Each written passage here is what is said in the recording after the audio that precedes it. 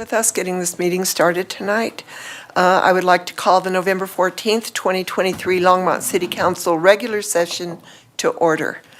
Due to a family emergency, Councilmember Martin is requesting to participate remotely in tonight's meeting. To do that, I would ask to have a vote, and a motion to permit her to do so, and council will vote on that. So moved. Second. Okay, Councilor Waters moved that motion, and Mayor Pro Tem Rodriguez seconded it. We are going to have a hand vote tonight because we are having some technical issues with the voting. So all those in favor? Aye.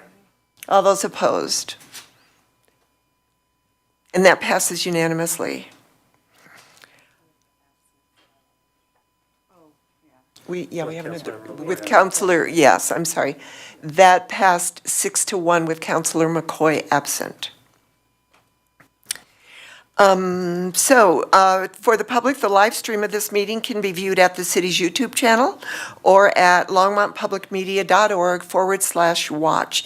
It can also be viewed on Comcast channels 8 or 880. May we have a roll call, please?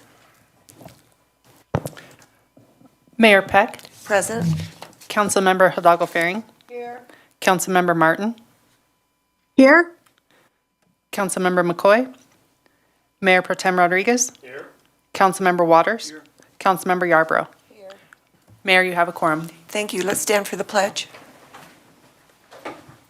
I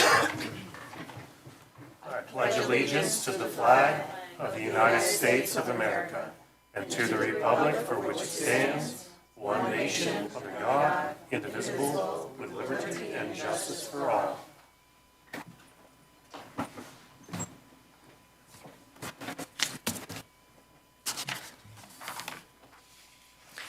As a reminder to the public, the rules for providing public comment are as follows. Each speaker must give their name and address and is limited to 3 minutes. Only Longmont residents and employees of the City of Longmont may speak during first call, public invited to be heard, and you must sign up on the list prior to the start of the meeting. Persons wishing to speak on a specific second reading or public hearing item are asked to add their name to the speaker list for that specific item prior to the start of the meeting, and anyone may speak, and no sign-up is required to speak during the final call, public invited to be heard. I need a motion for the October 24th minutes.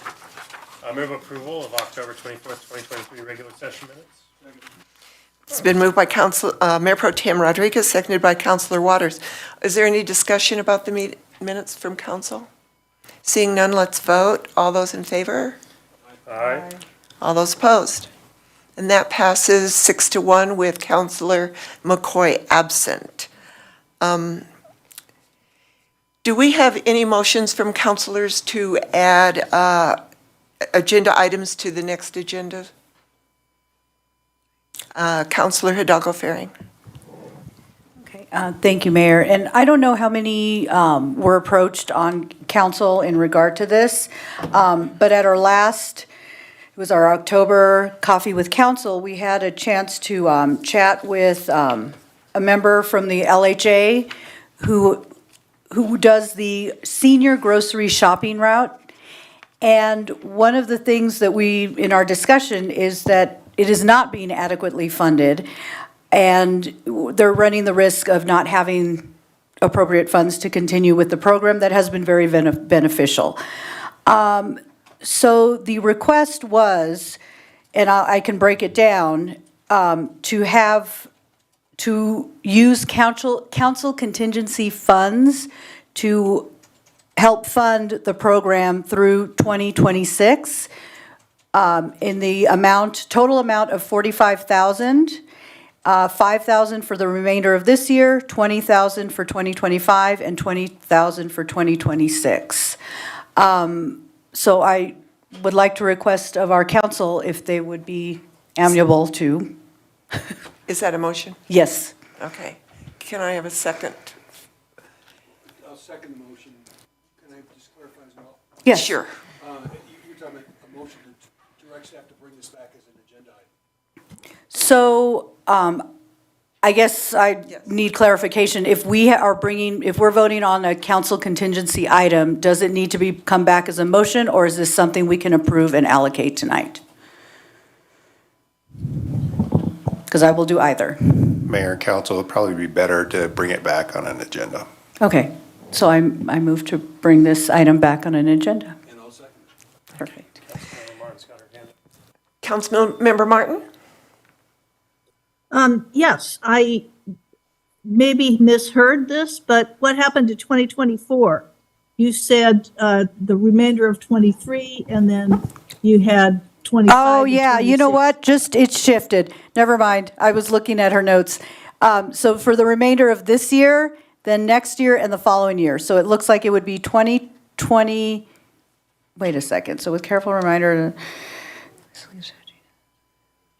for 2024. So they are short they are short 5,000 for next year, 2024. I was looking at two different emails, combining them together.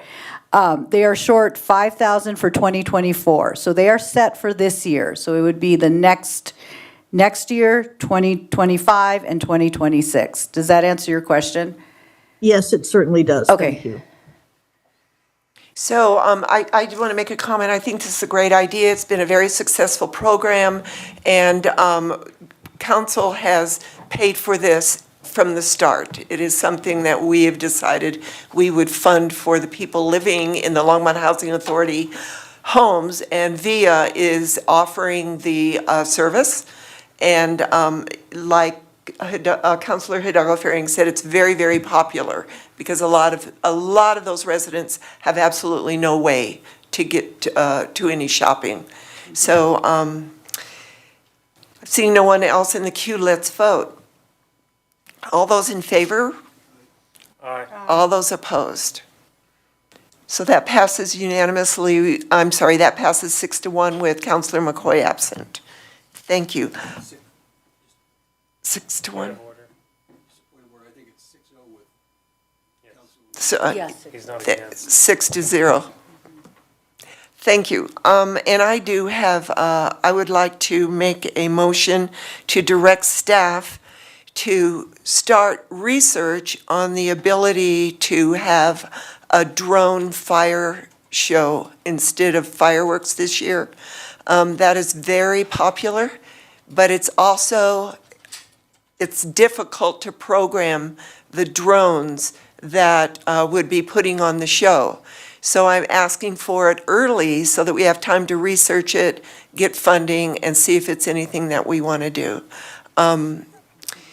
Just as a different way of looking at our fireworks with all the fire contingency warnings, et cetera, that we have in July. So that's my motion. I'll second. Is there any discussion? Seeing none, let's vote. I want to say also that this is on your timeline. Whenever you need to bring it back to us. Do you have questions? I can see by your face. Sorry, I just stepped in as I heard the word fireworks. Oh, Sorry, Mayor. the motion is to direct staff to start doing some research on the possibility of having a drone show in place of fireworks this year. So no timeline on to bring that research back or the cost, but I would like to get that research going. So Councilor Hidalgo-Ferring. And one more thing that could be part of that research, I don't know if it has to be amended in, but look at the possibility of, since it's not fireworks, about bringing the show back to the Boulder County Fairgrounds. Okay. Seeing no one else in the queue with comments, let's vote. All those in favor? Aye. All those opposed? So that passes 6-0 with Councilor McCoy absent. Thank you. So we are now on to City Manager's report. Mayor, Council, I just wanted to inform you, I know, as you all have said, our affordable housing goal and what we've been trying to do in terms of projects. We did receive word late this afternoon. We were in a co-developer application for developing the property that we own at 17th and Hover, adjacent to the suites, or not the suites, the lodge and the Hearthstone. We submitted a project that was going to, it's an average income project that's going to have 30, 40%, 50% AMI units and 70 and 80. It's the first family project that will have, that was submitted on being part of the Housing Authority since Aspen Meadows neighborhood. That's going to include 1, 2, 3, and 4-bedroom units.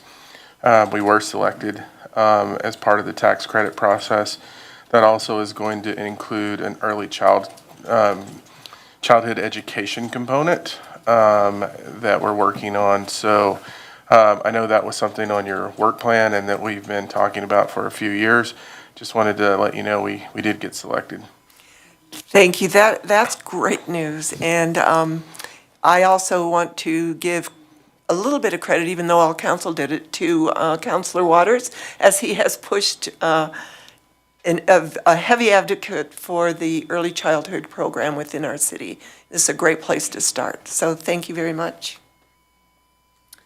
We now have a special report and presentation. This is a presentation honoring the Stewart Family Foundation for their support of the Longmont Museum. I would like, oh, there you are, Eric Mason, to come.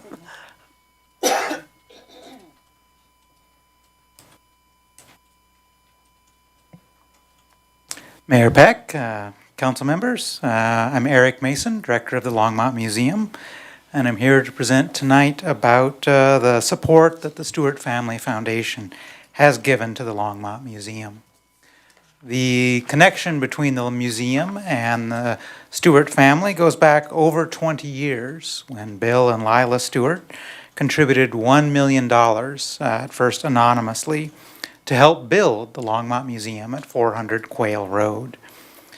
Their generosity continued through the construction of the Stewart Auditorium, the 250-seat performing arts facility that is used by many different groups in the community. Since both Bill and Lila Stewart have passed away, the Stewart Family Foundation now carries on the work that they began. The foundation has pledged $5 million to support the capital campaign to expand the Longmont Museum.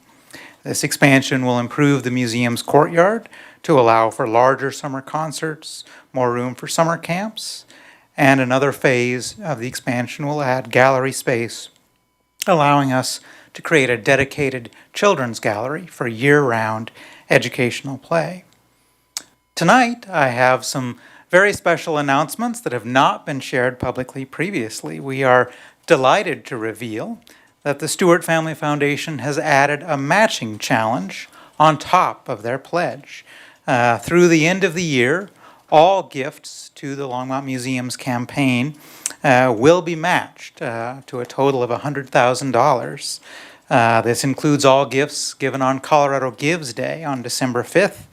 So it's a great opportunity that we believe will get us much closer to our $8.1 million goal for the campaign. And I'm also pleased to announce that the Stewart Family Foundation is funding another city program, the Growing Longmont Readers Program at the Longmont Public Library, another $100,000 gift, which shows the Stewart Family Foundation's commitment to early childhood education and literacy in our community. The foundation is making a difference in our community. Today we have with us two trustees from the foundation. I'll invite them up. We have Jim Newcomb and Linda Snyder Crockett. If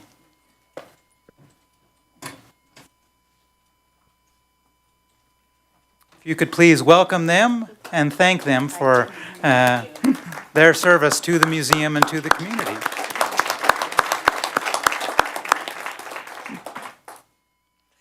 Welcome. Thank you very much for your service. The museum is a gem, a total gem in our community, and we thank you very much for allowing us to partner with you to have that in our community.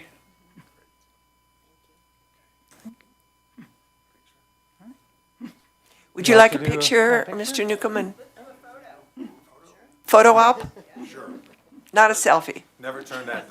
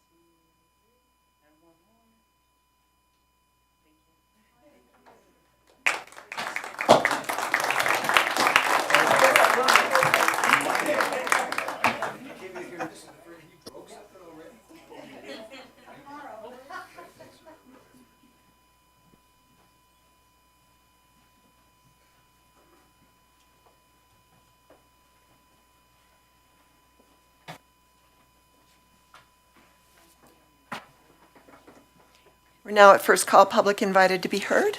And remember to give us your name and address, and you have 3 minutes. Georgetta Johnston is the first person.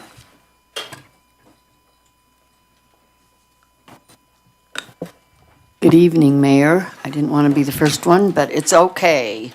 Georgetta Johnston, 320 Homestead Parkway, Longwood, Colorado, 80504.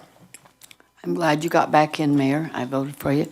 Different ones that you did. Thank you very much for letting me talk and doing a good job. Of course, I am very upset over certain things. That's why I'm here tonight, a good city.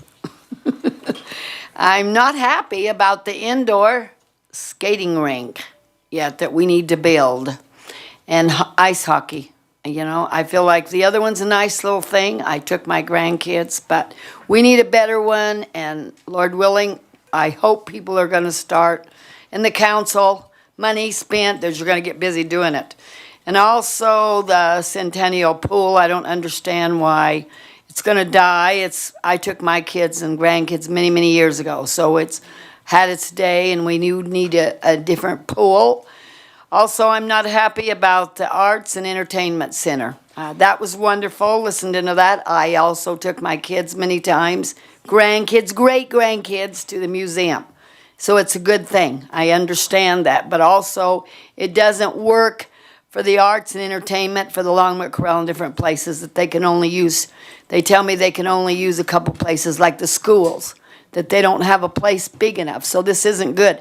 That we have to go out of town for entertainment, take our money out instead of some way, you councilmen, the people in Longmont, whoever's listening to me all over this city, that what do we do with their money? I'm thinking breweries and marijuanas, and I know you love me hearing me say that, but that's good for our young people. What are we teaching our young people? How are we supporting people? I'm not happy about this. And I know that people need to work together and want these things for good entertainment and good situations for the people of Longmont, our good city. Also, the buffet restaurants, I'm hoping we get some of those in here. Better clothing stores. I do want to say that the streets and roads are looking a little bit better. I've seen 3rd Avenue, 3rd and Gay Street, and a few of them that are looking better. Not so many holes like where we'd be driving rattle traps. So that's a good compliment. But also our affordable housing. I mean, I think that's really nice. I'm an older lady, and right now I'm glad where I'm at. But we need safe ones, affordable ones, and situations that work for the seniors as well as all people. I'm not against acting like we're any better. But we've lived a lot of years. I've been here 70-some years myself to support so I want a good city. That's why I come and talk. And Lord willing, people are listening besides good churches. You know, I just don't understand. But Lord bless you people, and thank you for doing a good job. Thank you, Georgetta. You're welcome. Scott Cook.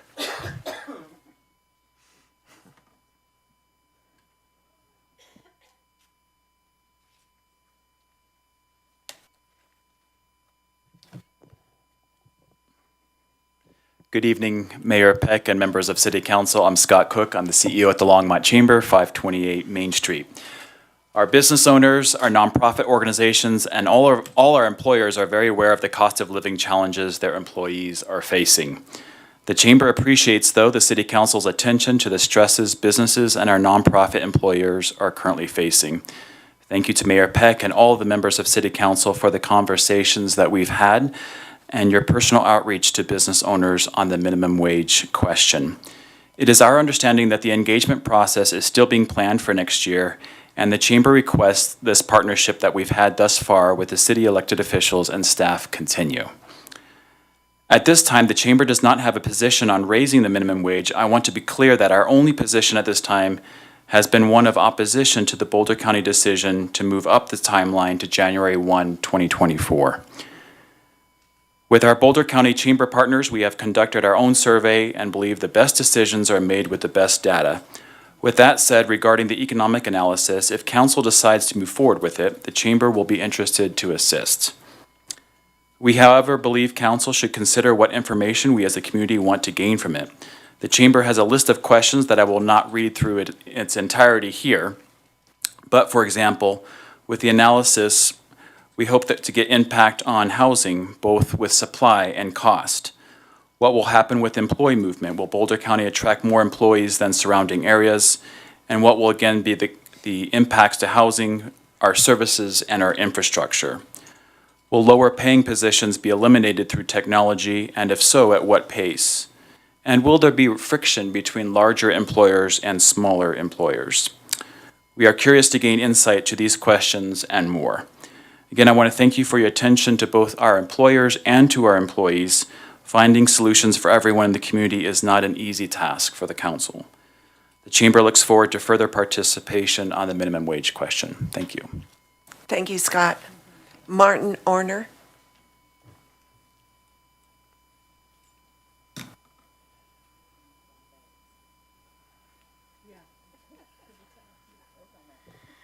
Mayor and Council, Martin Orner, 1417 Auburn Court here in Longmont. Everything's complicated. I wasn't going to speak to the arts and entertainment, but since it was brought up, the high schools just this past weekend had their plays and musicals, and I think there was probably more than half of the seats were empty.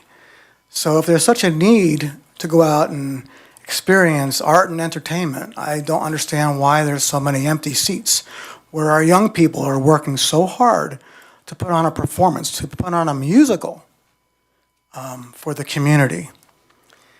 So that's the arts and entertainment. What I did come here tonight to speak to is, now that the majority of the voters who voted in Longmont voted against Council's 3 tax increase proposals, I would hope that the City Council would dedicate at least as much effort as they dedicated to those 3 proposals to ideas and initiatives to help make our city more affordable rather than less affordable.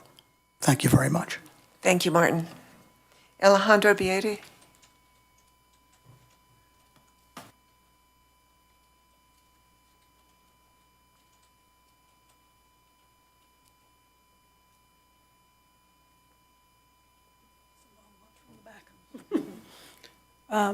Hi, my name is Alejandra Beatty. I think I've talked with you all before. It's been a while, though. I am a vice president for the Boulder Area Labor Council, representing about 22 different unions. Many of them have either members who work in this district or live here, or both. Again, we'd like to speak again about minimum wage.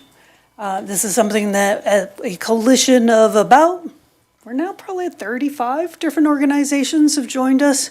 I've been working on for about a year now, and we would just want to continue to urge you to continue working with the consortium, continue focusing on supporting working families, vote for the economic analysis and the money that's put behind that. While we feel that there's plenty of existing data that would have been readily available to you. We understand that the working group decided they really needed to have that information, so we urge the council to help fund that so that we can put this work to bed and move on to bigger problems, like, again, the housing and the affordability crisis that many of these working families face and desperately need some help with. So appreciate your council's work on that, and thank you. Thank you, Alejandra. Lance Whitaker.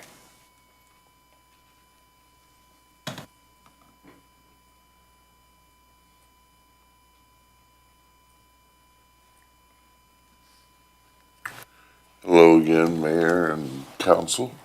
My name is Lance Whitaker. I live at 1750 Collier Street.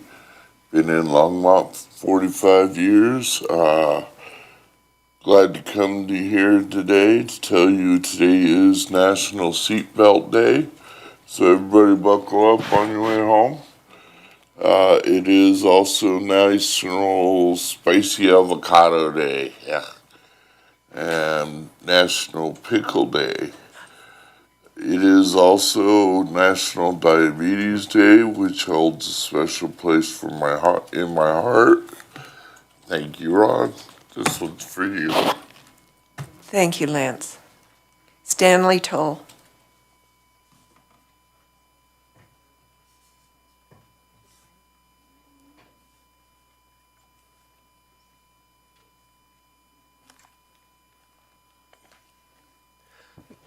Name is Stan Toll, 2001 Terry Street.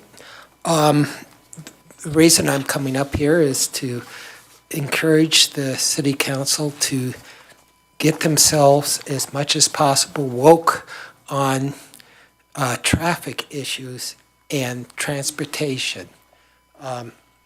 Woke is defined in the Webster's Dictionary as being educated and aware, normally on racial areas, but I would say woke can apply to lots of issues. One of the reasons I'm talking to the council about this was really something that happened years ago, where I was going to meet a friend after she had been at a religious group, and we were going to touch base, and then she kind of, I couldn't get a hold of her, and it turns out that one of the people in her that was going to the meeting, they were just driving in the local, in one of the local neighborhoods, and they missed seeing a stop sign, and they had a serious injury accident. It was really because the person wasn't familiar with the neighborhood, and it was probably preventable with design of the traffic. Recently, the reason I'm kind of here is I had a friend recently that was very upset because he had a longtime friend killed in a pedestrian. He was crossing a street. And again, this was probably a preventable type of accident. And when I say that the council should be woke, it's basically what I paid it with my friend, with her compatriots that got seriously hurt. I started paying attention to traffic issues and how they can be handled. And some of the stuff I found that was educational. It was a couple of YouTube channels, not just bikes and strong towns. I would suggest the councils to maybe, when they have time, to check out some of that stuff and other issues. One of the things that, in both of these cases, I think the error that was taking place. Okay. Thank you, Stan. Thank you. Diane Christ. Congratulations, Diane. Well, thank you, Mayor Peck. Diane Chris, Stony Ridge, Longmont. I'd like to mention today, I know it's going to come up later about the inclusionary housing and attainable housing ordinances that Mr. Dominguez and Ms. O'Donnell are going to present. And I just wanted to mention that I have some experience in those areas, both with attainable and inclusionary, and a framework that I think might offer some expertise and also some efficiencies that would affect those two ordinances. And Mr. Dominguez and Ms. O'Donnell and I are going to be speaking about that on Friday. So if there's any way possible, maybe if we could put off voting on that tonight, maybe push it to the 28th, I might be able to help make that more efficient. So too much to explain in 3 minutes, but on Friday we can talk about it. All right, thank you so much. Thank you, Diane. Seeing no one else on the list, that concludes first call public invited to be heard. We are now on our consent agenda and introduction and reading of title by first reading ordinances. Can you read those read those for us Yes, Mayor. into the record? Second reading and public hearing for the ordinances introduced on this agenda will be held on Tuesday, November 28th, 2023. Consent agenda number 9A is ordinance 2023-62, a bill for an ordinance making additional appropriations for expenses and liabilities of the City of Longmont for fiscal year beginning January 1, 2023. Item 9B is ordinance 2023-63, a bill for an ordinance authorizing the City of Longmont to lease the real property known as Vance Brand Municipal Airport Hangar Parcel H-62 to Patrick Kaprowski. Item 9C is ordinance 2023-64, a bill for an ordinance authorizing the City of Longmont to lease the real property known as Vance Brand Municipal Airport Hangar Parcel H-70 to Francis H. Smith, Jr. Item 9D is Resolution 2023-90, a resolution of the Longmont City Council adopting the permit fee schedule for the 2021 International Fire Code. Item 9E is Resolution 2023-91, a resolution of the Longmont City Council approving the amendment to the intergovernmental agreement between the city and St. Vrain Valley School District for a joint school resource officer program. Item 9F is Resolution 2023-92, a resolution of the Longmont City Council approving the First Amendment to the intergovernmental agreement between the city and the Longmont Housing Authority to provide funding for security cameras at Longmont Housing Authority properties through the 2022 Community Development Block Grant Program. Item 9G is Resolution 2023-93, a resolution of the Longmont City Council approving the intergovernmental agreement between the city and Longmont Housing Authority to provide American Rescue Plan Act funding for the Longmont Housing Authority Accessibility Project. Item 9H is Resolution 2023-94, a resolution of the Longmont City Council conditionally approving the LFM Business Improvement District's 2024 operating plan and draft budget. Item 9I is Resolution 2023-95, a resolution of the Longmont City Council accepting a matching contribution from Longmont Sister Cities Association to the Art in Public Places program for a collaborative public arts project. Thank you. Do any counselors want to pull an item off of the consent agenda? Seeing no one, can I have a motion? I move the consent agenda. Second. So the consent agenda has been moved by Mayor Pro Tem Rodriguez, seconded by Councilor Hidalgo Faring. Let's vote. All those in favor? Aye. All those opposed? That passes 6-0 with Councilor McCoy absent. Oh, now we're at the ordinances on second reading and public hearing on any item. We're going to start with 10A. 10A is 2023-59, supplemental information, a bill for an ordinance amending Chapter 4.79 of the Longmont Municipal Code on fee waivers for attainable housing. And we have a presentation by Molly O'Donnell.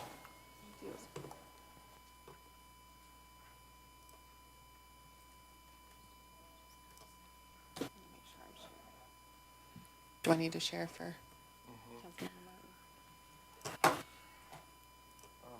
Dallas will help you.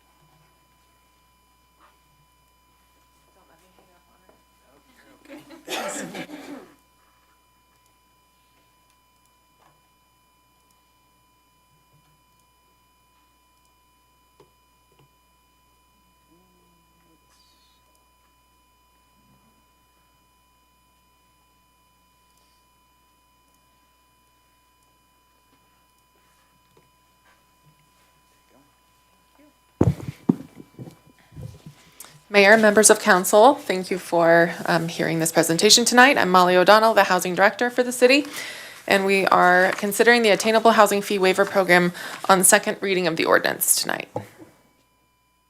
So this slide puts a year's worth of work, a year plus worth of work into one slide. So it's just a brief overview of everything that we have discussed with you to date in the past year, the overview of the program parameters, and then the scoring criteria that we have presented for determining the level of fee waiver that a project that provides attainable housing. So again, for the audience, that is housing that's for sale housing affordable to households earning between 80 and 120% of the area median income. The basic parameters, the scoring criteria, and the terms of the deed restrictions that we would be placing on units that benefit from a fee waiver are all summarized here.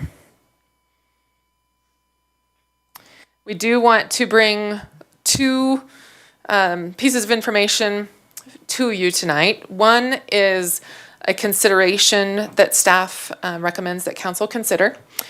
This is regarding amending code language here at second reading. Really, where this one comes down to is we've been using example projects throughout this process, testing how they would perform under a proposed fee waiver program, and really using that as a gut check to make sure that this program would do what it is intended to do and also be used by developers so that we actually get these units out there in our community.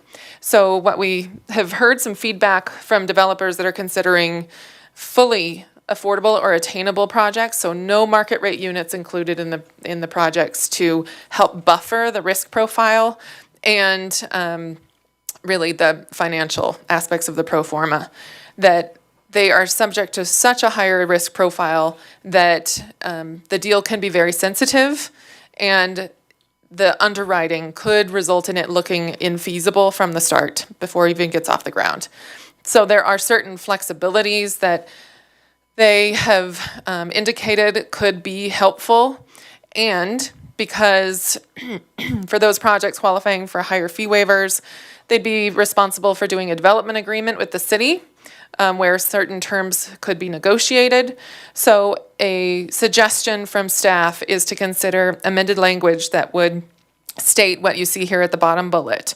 So when a development includes all the units that are below the attainable 120% for sale limits, and at least 25% of the units are sold below the affordable maximum sales prices, developers may propose to council an alternative manner in which the development can satisfy its obligations under the program.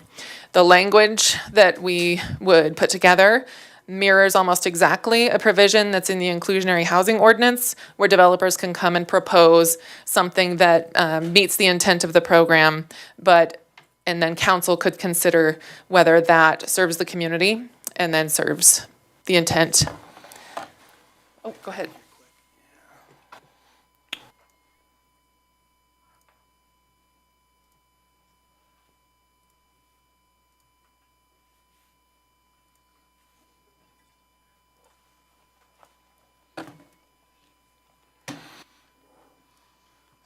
was trying to get rid of this guy, but.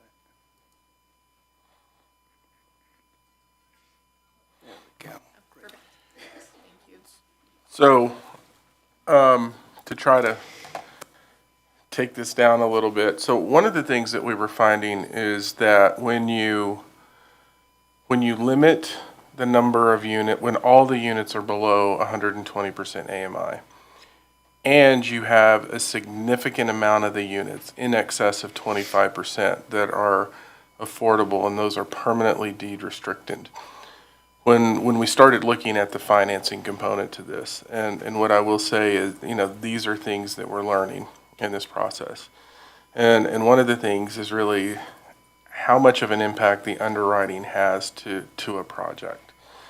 So when you think about anything that's over 25% permanently affordable, deed restricted, when you look at the world of buyers for any home, it could look like this. When you go to permanently affordable, deed restricted, it shrinks. And then in looking at information, one of the things that also comes along with that project is the fact that the likelihood of those units remaining vacant is much higher. Because even when you pre-qualify for a loan, there's no guarantee that when you get to closing that you can close. And so people that have built these types of units, they remain, there will be some that remain unsold, which when you look at the pro forma and what you're trying to do, that you just keep accruing interest cost. When you then slide over and you look at everything is below 120 in the Attainable fee waiver project, again, you take the buyer pool and you shrink down because you bring in things like deed restrictions and some other components that reduces the number of buyers that may be willing to buy it. So what we found in this is that when you combine those two issues, it creates significant underwriting risk, and it's different for every project based on the mix of the units. And so it was a hole that we saw in this Attainable housing ordinance, and we felt like we needed a similar language in this ordinance that we have in the affordable and the inclusionary housing program that does give us the ability to bring, and these are rare projects where you have deep affordable, but we can bring something to the city council that you all have to approve via development agreement, but takes into consideration all of those nuances that come into play when you have deep affordable units and deed restricted attainable units that can create some underwriting challenges. And so this is why we're recommending that we put this language in. It gives us the ability to take those unusual projects that put a large amount of affordable and attainable units in our community.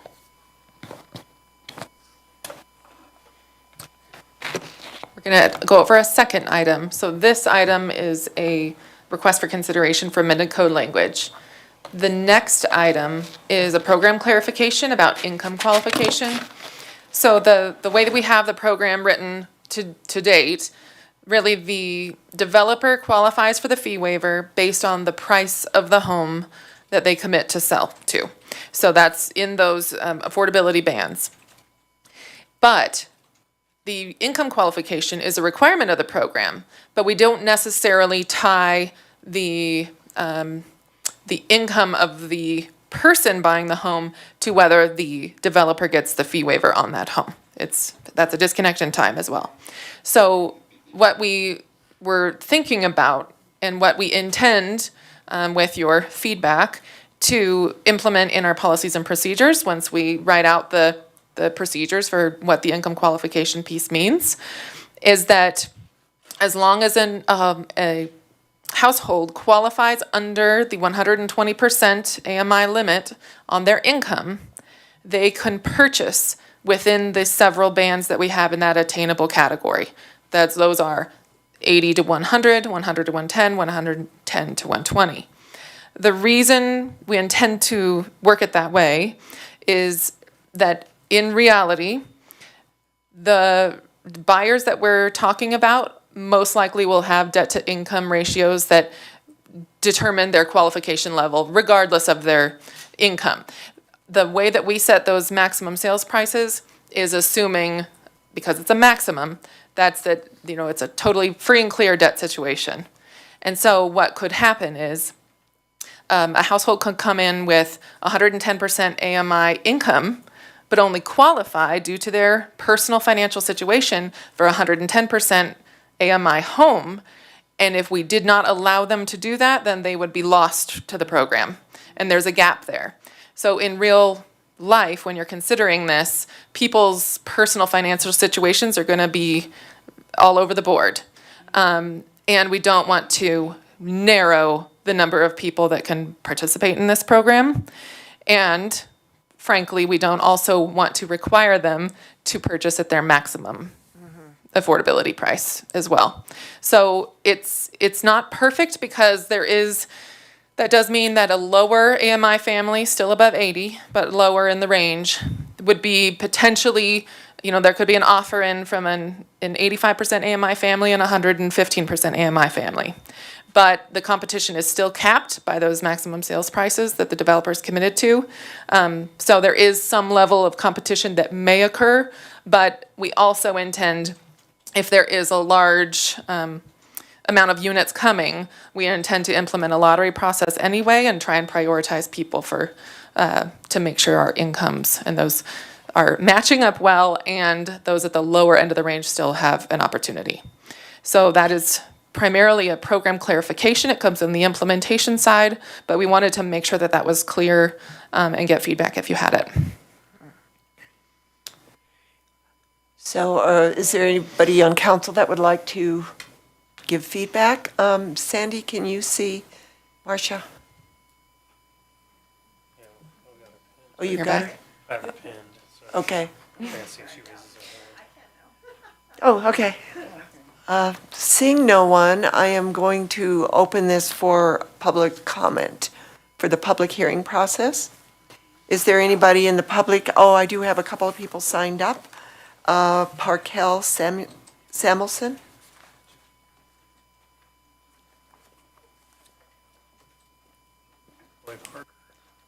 Hello.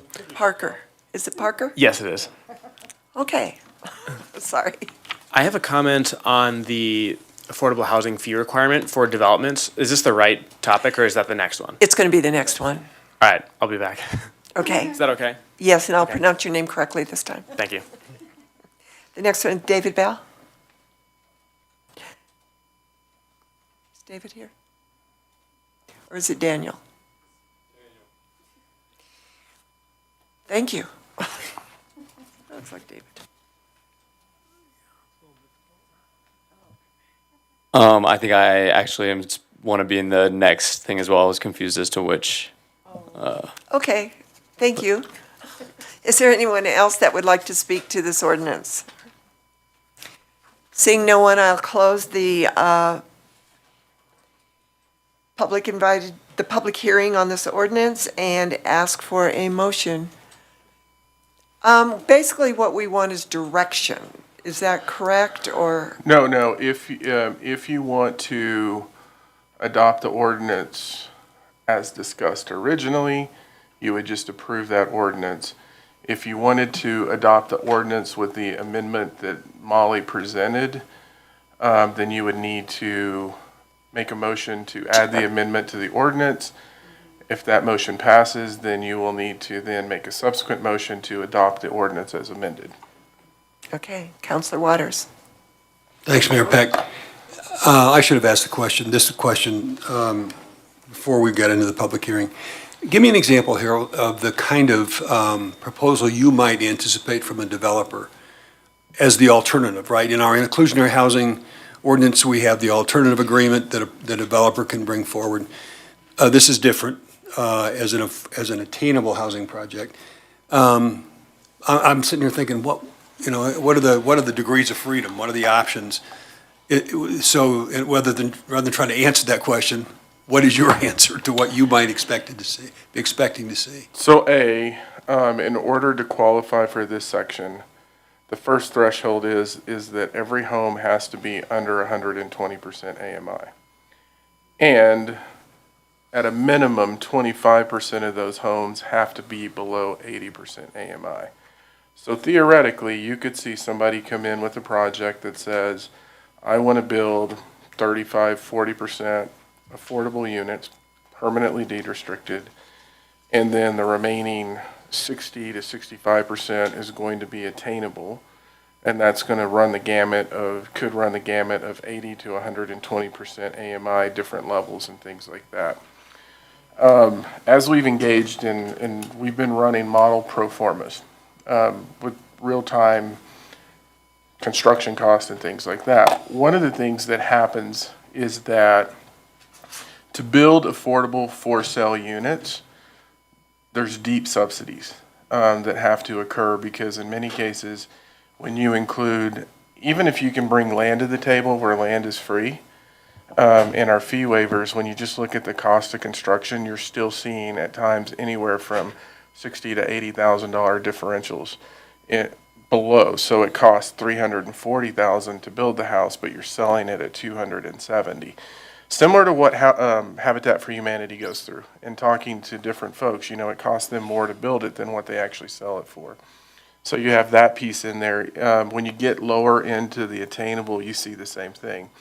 So when you're working that pro forma, then you're also looking at the underwriting side, and then you have to start figuring out, are they all going to sell immediately? What's going to be hanging on? So you're really looking at, we call them unicorn projects because they're so complex in terms of the depth of affordability and true affordable housing and attainable, that it just starts, when you start looking at all the financial levers, there's not enough levers to help incentivize that type of product.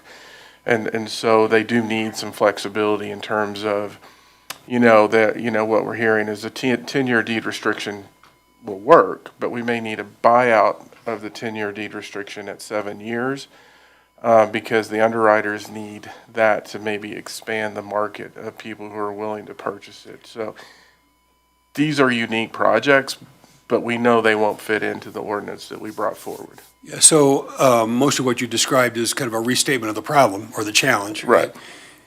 So is the only option or alternative we can imagine at the moment varying with the buyout rather than requiring the 10-year affordability to provide the option of a 7-year buyout and limit equity that somebody takes as opposed to full equity at the end of 10 years?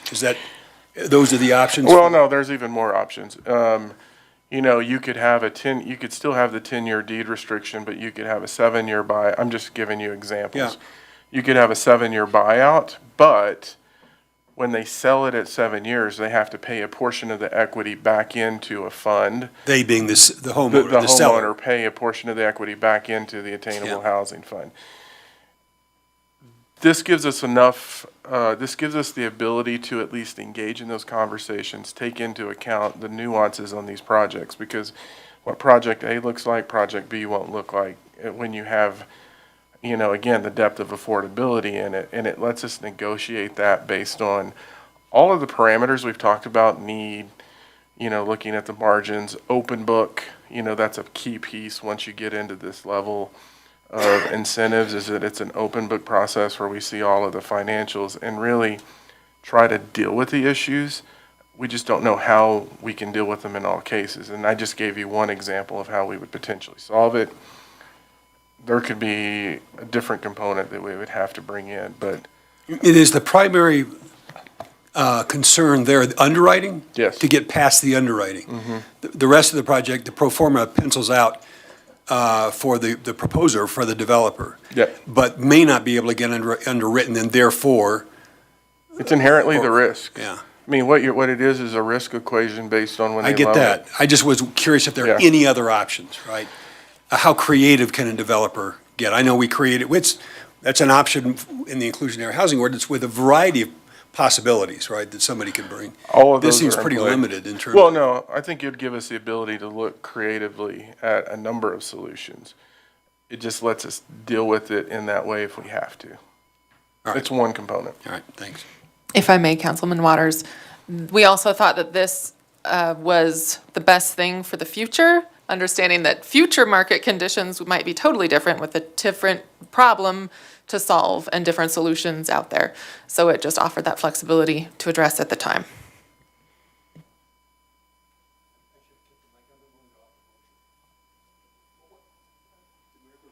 Yes. Mayor Pro Tem Rodriguez. Thank you, Mayor Peck. So I just would like to talk about the flexibility of income qualification between the 80.1% to the 120%, being that you may be income qualified to 120%, but is that partially looking at the income to debt ratio? For instance, let's say that you might have borrowed to purchase a car, or you have a student loan, or something along those lines. Is that to help provide that flexibility where you may have the 120% income, but you have a debt ratio that doesn't necessarily qualify you to 120%? Exactly. That's it. You So know, is- go ahead. So as long as overall the cap is, if you're participating in purchasing one of these homes, you can't have income over 120. But you might have a qualification profile that does bring that Yes. down. Yeah, you might have a debt ratio that brings your qualification down to 80.1%. Yeah, actually, when we talked about this, because we're continuing to run scenarios, I actually talked about my example when I first graduated college and got married, had a kid, and had significant medical bills and student loans and everything else. And so while my income may very well have put me at between 115 and 120% AMI, at that time, I probably would not have qualified for that level of home. I would have qualified probably something between 90 and 100% AMI based on all of those factors. And I think when you look at the market generally and you see the amount of student debt and things that people are carrying with them, what we said is, oh, that could be a problem. We don't want to turn someone away who can afford this house just because their income is in a different bracket. Look at the total qualification process. I should have also mentioned that when you look at the affordable for sale product, we just say cap it at 80. You've got movement in that. Of course, that assumes that there's home prices out there that are in there, but that's what we're trying to work on. But there's that flexibility in there, it's just capped. And so we definitely thought that we put in these narrow income bands for the fee waiver program because it was mirrored the middle tier incentive program. And so that's helped us set those levels, but then actually restricting the people in those narrow bands might be overly restrictive and leave people out. Sure thing, and I know on the national level, the conversation about student loan debt is a big piece. I think this is a novel approach to allowing some sort of concept of home ownership to people with student loan debt that has not been considered at the national level even, outside of the income to debt ratio. Just something I wanted to point out as well, outside of maybe the concept of some folks buy a vehicle because they need a vehicle for, their everyday necessities. Outside of that, I think the procedurally where we go is I would move to amend ordinance 2023-59 as proposed by staff. Okay. Thank you. Mayor Pro Tem amended the ordinance and it was seconded by Councilor Waters. So let's vote on the amendment. I vote aye. All those opposed? So that passes 6-0 with Councilor McCoy absent. Mayor, if I may, I would also say, I think this is going to be we're going to be going through ongoing evaluation on this program. And we're going to have to continue learning through it. To what the Mayor Pro Tem said, this is pretty novel. It is. And as we've looked at other communities, there's not many that are doing things like this. And so I would anticipate us coming back within a year, providing you a review, and expect that in learning through it, we're going to have to adjust as we continue moving forward. Thank you for all your hard work. I think it's exciting. I can't wait to see how it works out. So, Now we need to pass the ordinance as amended. yeah. Do I have a motion to pass the ordinance as amended? I move to Pass the ordinance as amended. All right, so that's been moved by Counselor Hidalgo Faring, seconded by Counselor Yarbrough. Let's vote. All those in favor? Aye. Aye. All those opposed? That carries 6-1 with Counselor McCoy absent, 6-0. I'm so glad I have all of you here. We are a team. Okay. So we are now at B, which is 0-2023-60, which is the supplemental information on that is a bill for an ordinance amending section 15.05.220 of the Longmont Municipal Code on inclusionary housing. And we will welcome Molly O'Donnell back.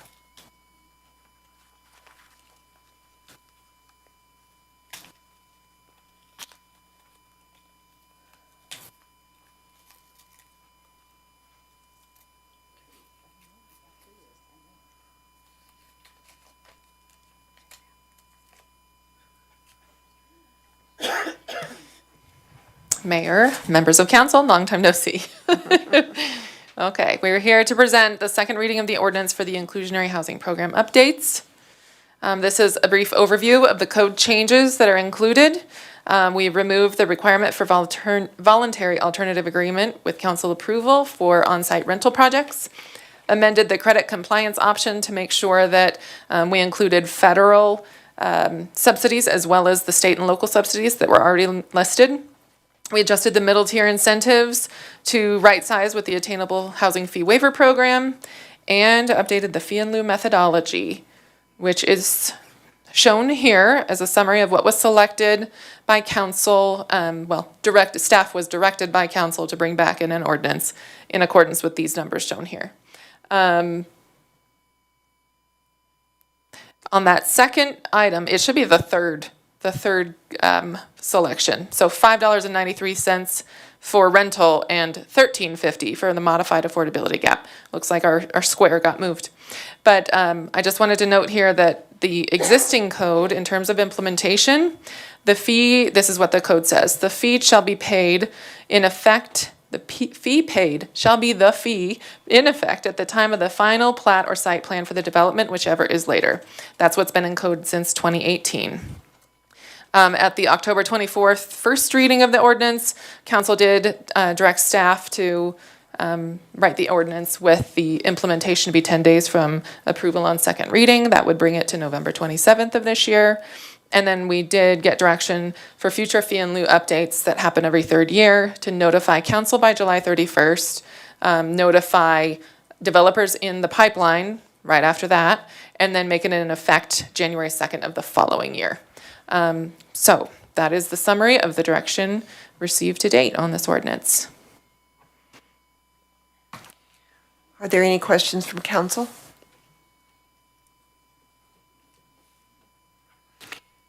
Councilor Waters. Thanks, Mayor Peck. I don't think I have questions so much as a reflection on what we did on October 24th. I think that was the date. I was one of those who spoke up, and I think it may have been my motion, or maybe it was the Mayor Pro Tem's motion, to make effective date of this change 10 days following this meeting, or November 25th.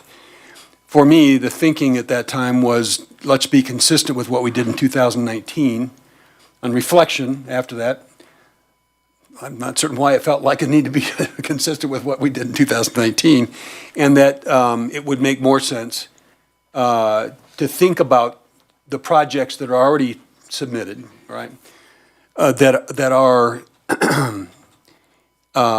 completed applications, which means they're in the review process, and extend the time for effect of the new fee in lieu, so that the projects that are in the queue already, so long as they would have final plat, site plan, or PUD approval by the end of 2024. Those projects would pay the fee in lieu, the existing fee in lieu, or that which existed when the applications were submitted, and the proposed that are submitted after tonight, that would be new projects, would be subject to the new fee in lieu effective 10 days following the approval of this ordinance.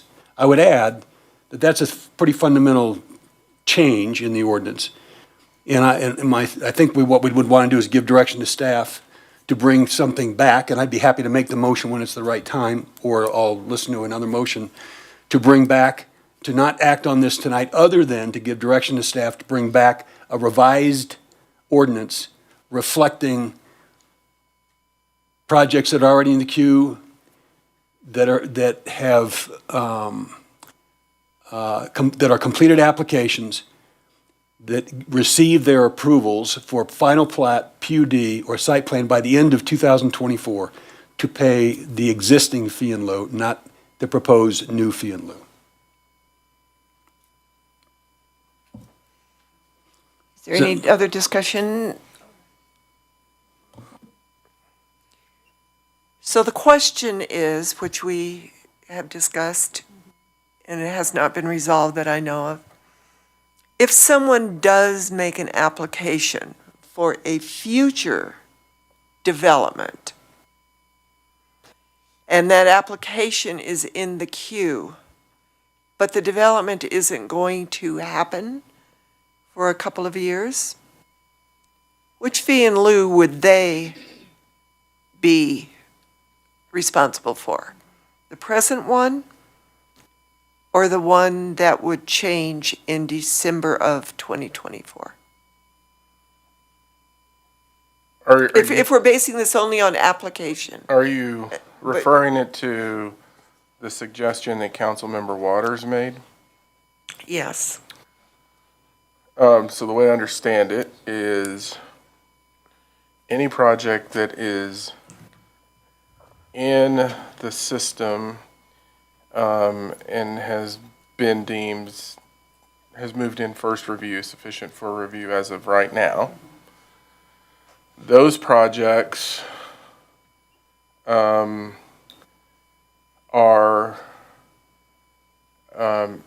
to receive final site plan or final plat. We need to work with them. I'm gonna tap Joni on the shoulder on this one. By the end of 2024. So to your question, in that piece of the equation is if they don't finish by the end of 2024, then they will have the new fee. So essentially it gives folks a year and 2 months to get to that end result. That's the way I understood what Councilmember Waters just said. So if you get through it in the year, then you have the old fee. If it goes beyond the end of next year, then the new fee would apply.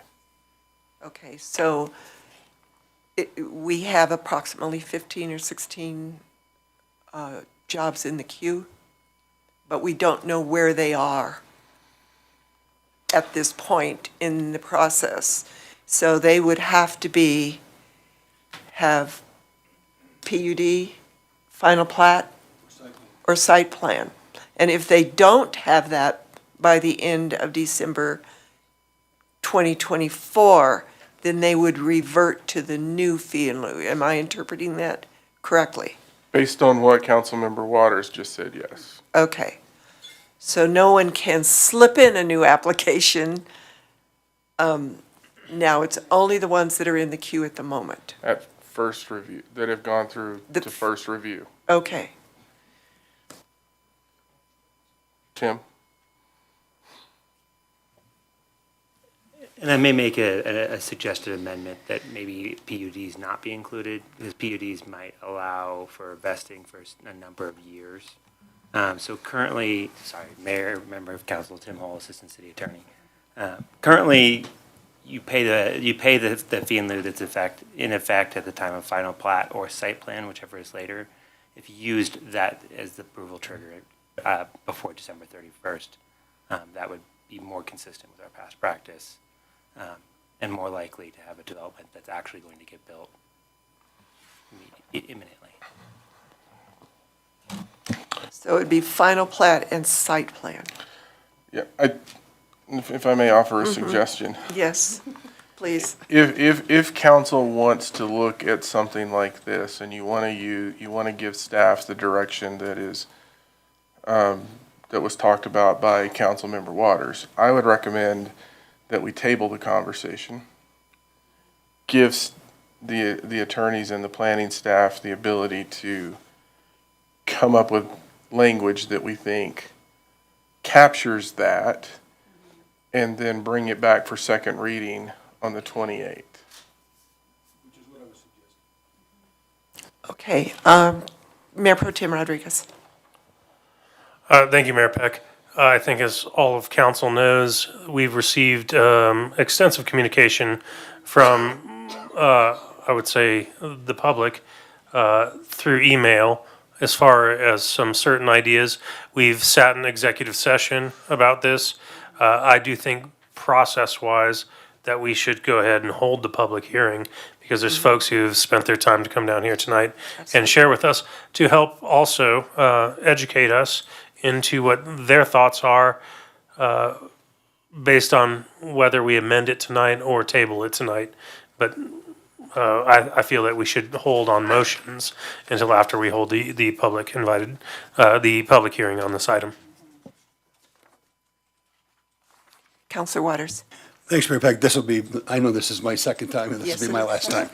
I would just suggest, Tim, I wasn't offering an amendment with specific language, just the general ideas, kind of a set of general principles. So the last thing I'd want to do is offer an amendment that's going to get us into legal trouble. So it was simply a suggestion to give direction. And I think hearing from the public tonight's a good idea, and that we would have a final draft to consider on the 28th. Thank you. But you did open up a good discussion with what you said. So any other comments from councilors? No, then I will open this up to the public hearing. I'm going to go with people on the list in the order, and then anyone who did not sign up can still talk to the public hearing.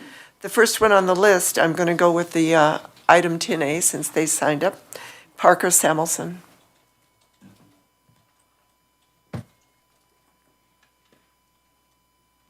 Thank you. So I am a landowner in Longmont with some commercial land that we own, and we have received interest from different developers for building multifamily on our property, and we have received significant levels of concern about the new fee in lieu, that when you take into account interest rates being where they are and construction rates being where they are, we're concerned that the new fee in lieu could have a significant deleterious impact on developers' interest in building new product, which I think could potentially be a lose-lose for everybody. Product doesn't get built, there's the supply crunch continues to deteriorate, and so I am supportive of Councilmember Waters' proposal, and I just want my perspective as a commercial landowner to be heard. So thank you. Thank you, Parker. Daniel Bell.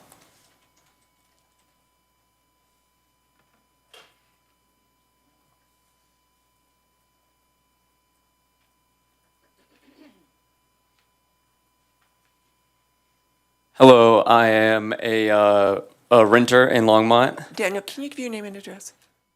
Give you my address? Yes, please. Yes, 600 Martin Street. Thank you. No problem.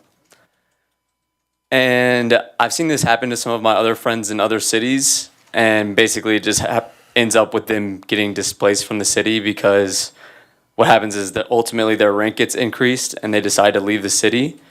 And the last thing that I want is for my rent to get increased.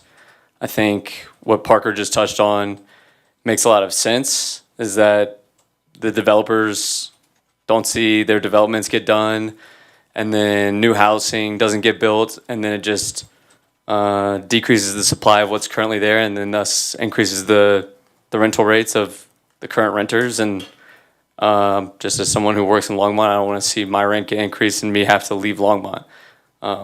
So I feel like it's the job of the local government to take care of working people like myself and look out for the little guy. And I would hope that you guys would be able to do that. Thanks. Thank you, Daniel. Jack Bestel?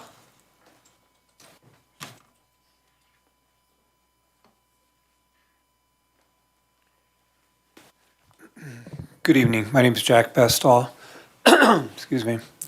Bestall Collaborative. We have several properties in Longmont and several projects in review. We're concerned about the increase, but I think that we're most concerned about how it's staged, which was, I think, the discussion that was held earlier. It needs to be staged in so that it doesn't have an effect on the feasibility of projects that started off because of certain cost analysis and factors to begin with. Oftentimes, when you're making an application out, the investment just to get to that level and tie up the land and purchase the land, you're carrying that. And this is another aspect that maybe the projects that are currently in process didn't, never would have been able to consider. So my suggestion would be I think it's good to step back and look at it, but I think also that staging the way the increase comes in would be important. I'm not sure a year is enough. Review takes longer than that, in many cases, even when you're expediting it. And I also think that the first step of getting first review may be too much. It may just be an application heading towards sufficiency, because there's a lot of give and take that occurs on what is sufficient and what is not in terms of meeting that standard. But you may have a 97% application in already. The investments there and the cost analysis has been done to initiate that process. So I appreciate what you're doing. As you know, I'm a big supporter of attainable and affordable housing. And I just think that this could be worked through so that it doesn't have some of the impacts that you're concerned about. Appreciate it. Thank you. Thank you, Jack. Steve Lane?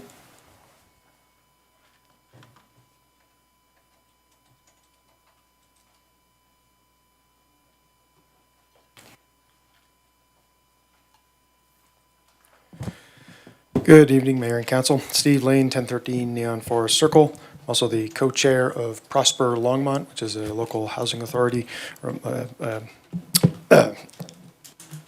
not housing authority, sorry, advocacy group. You received a letter from the group previous to this. Obviously, we would encourage some greater timeline to allow the projects that are in the pipeline not to be severely impacted by this massive change. And I had sort of an imperfect analogy around that. If you sat down at your kitchen table and meal planned out your week and your grocery list based on a specific budget, and then you went to the grocery store and you started rolling around in your cart and taking things off the shelf and noting the prices that are on the shelf, and then got your whole grocery cart up to the front checkout, and the price was twice what you anticipated it being, and we're told that, by the time you were walking around and you took long enough to get it in the grocery store, get all the stuff in your cart, the prices went up. There isn't a single person in this room who would accept that. Everybody would lose their minds and want to talk to the manager. And more than likely what you'd do is you'd leave the cart full of groceries and you'd go find another store to purchase it. And it's an imperfect analogy, but it does kind of speak to, these things happen with some level of expectation, that there's these complex pro formas, and if we don't allow for that to happen, for someone to understand that there's time to plan, then they're going to take their grocery cart somewhere else and they're going to build in another town. So please don't let that happen. Thank you. Thank you, Steve. Aaron Fosdick?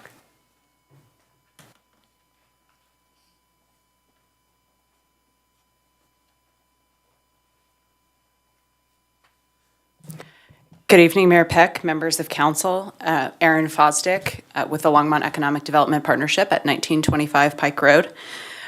As you know, we work collectively with our community partners, including the city, to implement our comprehensive economic development strategy.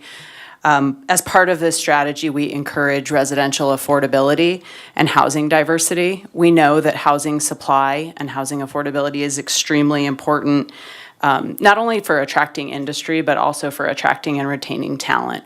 We did provide a letter from our board outlining some of our concerns, so I won't cover everything again. You have our comments. I will say that while there's varying opinions from our board and our investors on how affordable housing should be tackled, I think there is general agreement that it's an important part of our community fabric. So there's general support for the affordable housing fee. We do have serious concerns about the timeline of implementation, and I'm glad to hear that council's considering that in your discussions tonight. As we continue to build out and have fewer and fewer easy development sites, the development review process becomes very complex. And so I appreciate what Jack was saying about the timeline. We would recommend, based on our conversations with some of our investors, that any project that has been deemed sufficient be allowed to continue, that's in that final plat, site plan, or final PUD site plan, be allowed to continue under the fee. While it may be an imperfect analogy, I think that Steve Lane's comments about changing the prices midstream really hit home. That's the feedback that we've received. Again, development is becoming increasingly complex, both in terms of our regulations here at the city and what we're requiring, but also in terms of financing. Certainly that's not being reduced with the current time that we're in. I think that people are putting a lot of time and money, and I think we can all agree that the last thing we'd want to see is projects pulling from Longmont, or projects not coming to Longmont because we absolutely need the housing. So I hope you'll consider looking at the implementation timing. A year may or may not be enough. It seems like projects are taking longer, so potentially just allowing projects that are deemed sufficient, that are in review, to continue under the fee might be the most appropriate course of action. Thank you for your work. Thank you, Erin.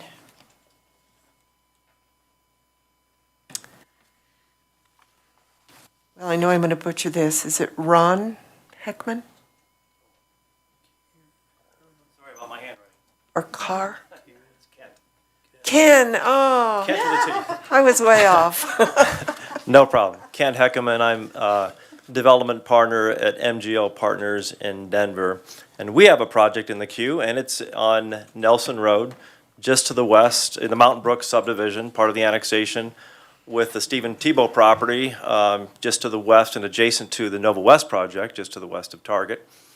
We've been working on this project since really late 2020, identified the project with Stephen Tebow.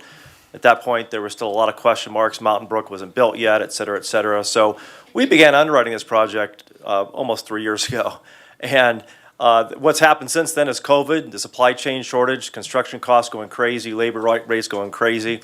Everything's been thrown at us for the last 3 years to make this project not work. In fact, it was on life support as of April of this year, and we really didn't think we'd get it financed. And this is before any knowledge of any fee increases in the city of Longmont. So it's been on life support. Luckily we found a joint venture partner that you're familiar with, who's building, Rockefeller Group, building the Martin project here in town.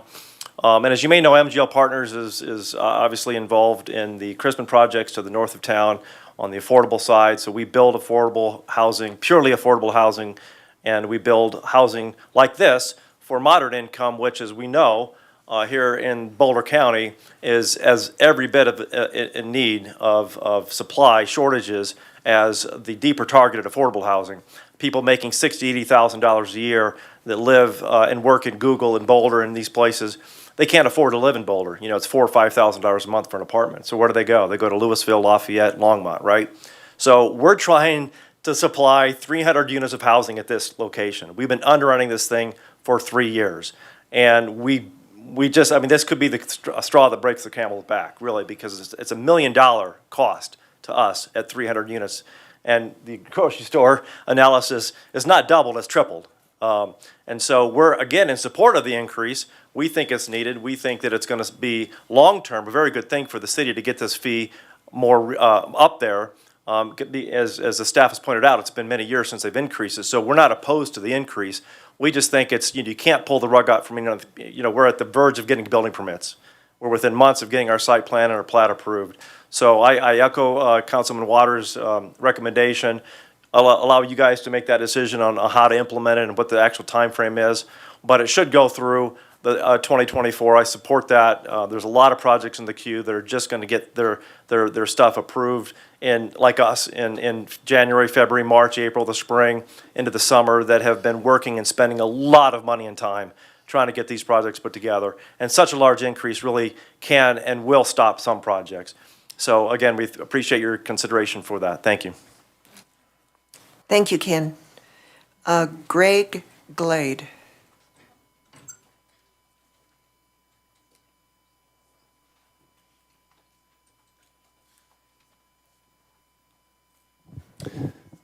Good evening, Mayor Peck and council members. Again, Greg Glade, I'm a founding member of MGL Partners. Address is 1936 West 33rd Avenue, Denver, Colorado. Obviously, I work with Kent. You'll recognize that name, MGL Partners. So you're going to hear a lot of the same topics here. We are a developer of affordable housing, as Kent mentioned. We've developed about 2,300 units of affordable housing over the last 20 years. We have a joint venture right now with the Longmont Housing Authority, and we are supporters of the fee in lieu, as Kent said. We understand how difficult it is to develop both market rate and affordable housing. We benefited generously through the partnership with the Longmont Housing Authority, frankly, of fee in lieu dollars that came to our project. But as Kent said, we're also market rate developers, and we're facing a lot of headwinds right now. We, as he mentioned, we submitted our initial application, not site plan, an informal site plan approval, but the actual first submission almost 2 years ago now, about 17 months. We're looking at probably receiving our permit or plat approval another 7 to 8 months. That's largely dependent on volume, frankly, of projects that are coming through the city. City turnover, which we fully understand. I was at the presentation 2 weeks ago where there was a discussion on compensation for city employees. So we're certainly open to understanding the timelines and why they're pushed back.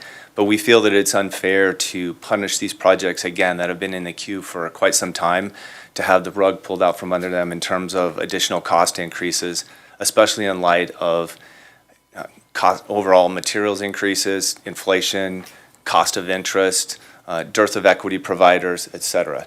So once again, we're very much in support of the fee in lieu, and I'm very pleased to hear that Councilman Waters is looking to some other solutions, hopefully with council's support, to push back either the timeline or maybe to take the onus off the city right now to control that process. Because as it's currently drafted, per my understanding, the city plat approval is the linchpin for the actual fee in lieu. That puts all of the control in terms of timing on the city staff. And if they're pushed back because of volume, lack of resources, et cetera, it's really going to expose the city to having very difficult discussions with developers as to why those fees are going to be increased due to something that they literally can't control, and despite their best efforts of responding to those city comments timely. Thank you very much. Thank you, Greg. Caitlin Quander.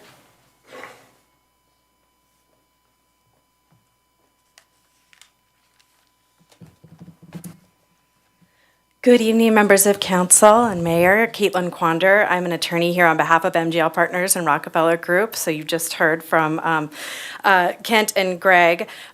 We were coming this evening to ask for a motion for an effective date of May 31st, 2024, and are delighted to hear the discussion this evening for potentially an even kind of longer time frame for those projects that are in the queue.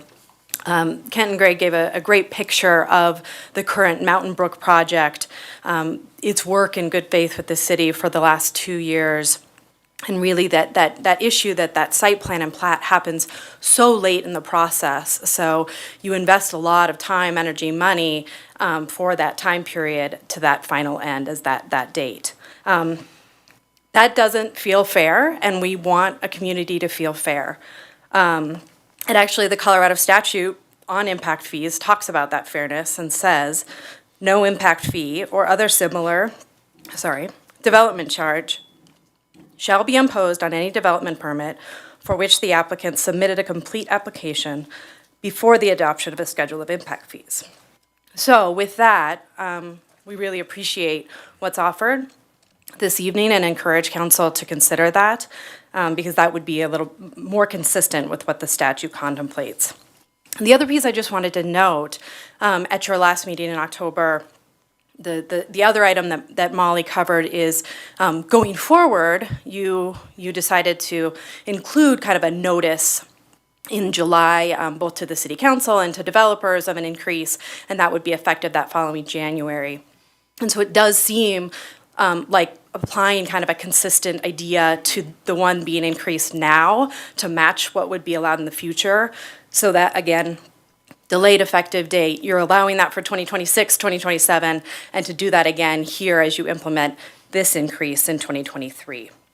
As Greg shared and Kent shared, this is $1 million impact for this particular project.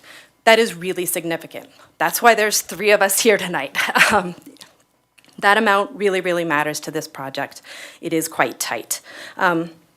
This is a workforce housing project at around 80% AMI is the target. So really keeping those residents in the community and serving them. MGL Partners really wants to build this project. They want to see Mountain Brook on Nelson Road. So we ask for your partnership in delaying that effective date. Certainly defer to council on your discussions on the right timeline for that, but appreciate your consideration of that. Thank you. Thank you, Caitlin. Don Macy.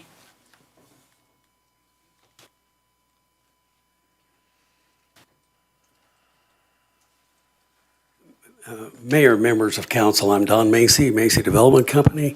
Our local office is at 8601 Nelson Road. I agree with many of the comments that have been made, particularly on the implementation. The problem, as I see it, with a December 31, 2024 date, is that we have very little control over actually getting through the process. I mean, we can make our submittals, but it takes a long time sometimes for the planning staff to get back to us. And just for example, we have one in process right now for some additional senior housing. And this impact fee is about $700,000 for that project. Actually, it's 2 projects in one, 2 different types of projects. But typically, it's taken 2 to 3 years to get through the process. I don't think would possibly be able to get through by the end of 24. For example, we have a potential riparian setback issue. And so we've hired consultants now to do the environmental impacts for that. We don't have the report back, and that's been over a month in process. When we get that, we have to go back to planning and ask for permission to go forward, and then we can go to the P&Z, Planning Commission, then we'll come to you folks and discuss this riparian issue. Then we go back to planning to try to get approval. So these things take a long time. I know of one project here in Longmont that's been in the process 4 years, and they have stormwater issues and various things that these things just happen. That's just the way it is. I've got another project that's been in process for probably 3 years. It's not residential, but it's been a long time. So anyway, I appreciate your consideration of making anybody has an application filed that's been through an initial DRC meeting to pay the current fees, regardless of when they get through, as long as they're diligently, processing it. I have a philosophical thing I like to throw out quickly, and that is, why is it that the owner-developers have to bear the burden of affordable housing in Longmont? Why doesn't it's a community-wide burden. Why hasn't there been more consideration of a sales tax increase, for example, which would be predictable, bondable, and so forth, and the whole community then can help with the affordability issue rather than just the new projects? The problem with increasing the fees and continuing to do it on new projects is it has a domino effect that you may not understand, and that is that the more you increase the price of the new projects, the less affordable they are. So it exacerbates the affordability issue for everybody. So I would like for you to give some consideration to possibly changing the whole manner in which you're funding affordable housing. Thank you, Don. Thank you. Wendell Pickett.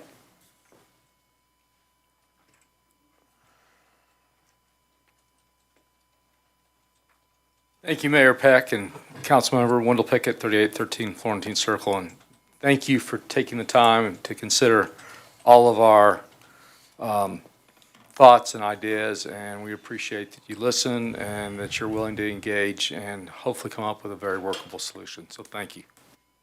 Oh, thank you, Wendell. Seeing no one on the list, is there anyone else? Eric Wallace.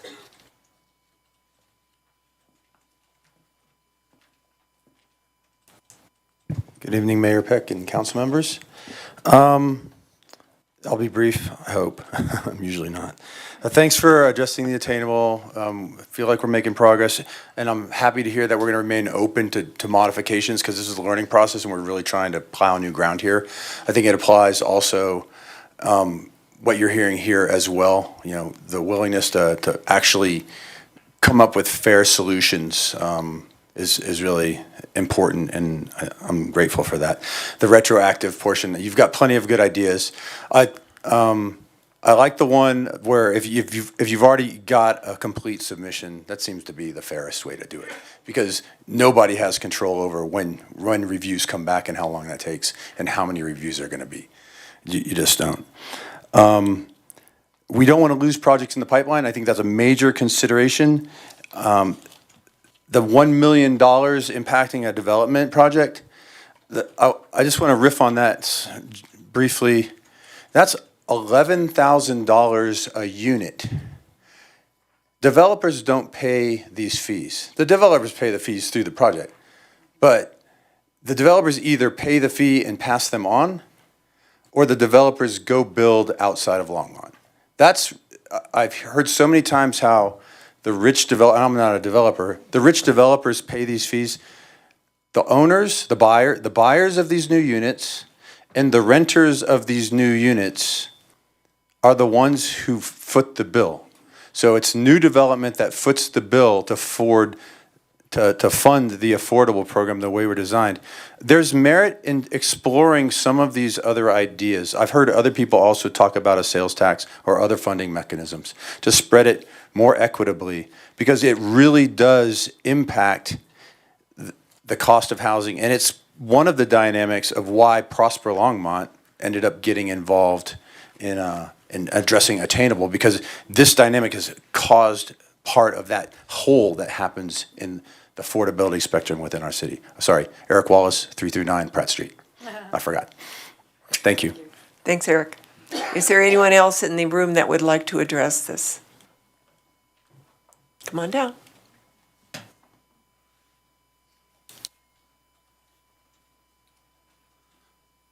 Mayor Peck and council members, my name's J.D. Parker, 1919 Longmont, 3rd Avenue, Longmont. Been a native my whole life. My father's a builder and a developer here.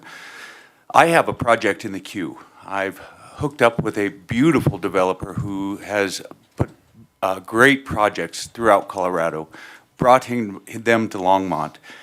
We've been in the queue with multiple submittals over 2 years. We have a while yet to go. There's difficulties in our site, a lot of engineering, a lot of different submittals, a lot of discussions. So the time frame for these projects in queue does take more than a year. And I would like you guys to consider that, and Councilman Waters, thank you for bringing it up. I think it's a very important point, and it's made all of us developers talk over email and in meetings all month and for the last couple months, and I've learned so much more than what I didn't know. So I appreciate you guys considering this. I do think we need to remember that we need to welcome developers and builders of our community with open arms, and we cannot scare them away from town. By raising our prices and our fees so much so quick, people will go elsewhere and they will not come back. And so we do need to figure out how to get this, how to get the solution to our housing problem, but we need to spread the burden. I do like what I've heard, and I appreciate you guys listening and bringing it up. Thank you very much. Thanks, JD. Is there anyone else that would like to address this? Thank you. Seeing no one else, I'm going to close. I'm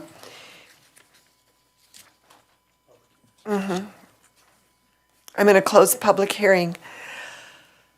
We are now at C, which is 2023-61, a bill for an ordinance. Wait, we need to make direction.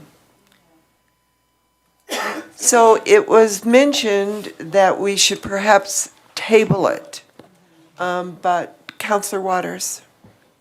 Can I do two things? I'll offer a motion. Okay. And then can I make 3 quick remarks? Very quick. So I'm gonna move that we table this item, bring it back hopefully for November 28th. I'd love to have a chance to vote on this, and bring back an amendment that reflects the general principles that we've talked about. I would like, if I were gonna be here a year from now, when the time came, for any of the projects that we're talking about in the queue, if they weren't approved, I would want to add a clause to say that those ought to be reviewed by council with an answer to the question, why weren't they approved within a year, right? If I was a developer in this in this chamber, I would be saying to myself, this is a way to create some accountability for the planning department and the planning staff that doesn't exist right now. So for the developers who are concerned about getting in this finished in a year, another way to look at this is say, you're on the dime, or you're on the hook, planning department, to get these things finished so it doesn't drag out for years. That's part of the reason for establishing the date at the end of December. The only other comment I'll make is that I think the one way to avoid the cost of the fee in lieu is to build the product, right? So we're talking a lot about fee in lieu. There is no fee in lieu if you build 12% of the housing units as affordable. That's the other way to reduce the whatever the costs are of a fee in lieu, is to simply build the product that we need in town. So I've made a motion. Okay, the motion has been made by Counselor Waters to table the item and seconded by Counselor Hidalgo-Faring. I would like to add that Counselor Martin actually brought up a couple years ago that anything that was in the queue for over a year needs to be brought back to council. And so I think that's a good idea, but I want to hear from both planning and zoning and the developer, both sides, as to what happens. So on that one, if I can jump in, the direction was for affordable housing projects. I know we've answered that question a few times with council. If council wants to see that changed to generally anything that's there, I think it depends on when it comes in, but we can have that conversation at a later date. Okay. But to that point, that deadline is something that I'm going to be keenly interested operationally, and I would say it's not, I think we tend to say the planning department, that's only one piece. We also have our public works review and those other sections, so I don't want to just single out the planning department because there's many other pieces that come into play. But that is definitely something, to me, certain deadlines create progress. Yes. And on both sides, and I would be more than happy if things don't get finished to come in and fully vet why they didn't. It's a great idea. So seeing no other comments, let's vote. All those in favor? Aye. All those opposed? So that passes 6-0 with Counselor McCoy absent. Thank you, everybody. Now we are on to the next ordinance, which is 2023-61, a bill for an ordinance amending Chapter 3 of the Longmont Municipal Code on personnel rules. Are there any questions or comments from council? Seeing none, I would like to open the public hearing on 2023-61. Is there anyone in the public that would like to comment on this ordinance? Seeing none, I will close the public hearing on 2023-61. Can I have a motion? I move ordinance 2023-61. So 2023-61's been moved by Mayor Pro Tem Rodriguez, seconded by Councilor Yarbrough. Let's vote. All those in favor? Aye. All those opposed? That passes 6-0 with Councilor McCoy absent. I think that is. Okay, we have D is a resolution. R 2023-89, a resolution finding a parcel of land known as 11386 East Rogers Road annexation, generally located in the southwest quarter of Section 2, Township 2 North, Range 69 West of the 6th per PM, I can't say that tonight, eligible for annexation, prime meridian. Are there any questions or comments from council on this annexation? Seeing none, I'll open the public hearing on 2023-89. Is there anyone in the room that would like to comment on this annexation ordinance? Seeing none, I will close the public hearing on 2023-89. Can I have a motion? I move resolution 2023-89. Second. So it's been moved by Mayor Pro Tem Rodriguez, seconded by Councilor Hidalgo Faring. Let's vote. All those opposed? That passes 6-0 with Councilor McCoy absent. E is R 2023-96, a resolution of the Longmont City Council concerning implementation of amendments to the Public Utility Regulatory Policies Act by Longmont Power and Communication. Are there any, well, I would like to invite Daryl Hahn to the podium. Oh, Susan. Susan Bartlett.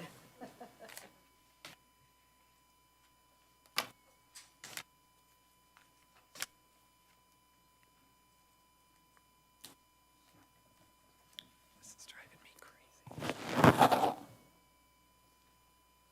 It's too big. Let's see over it.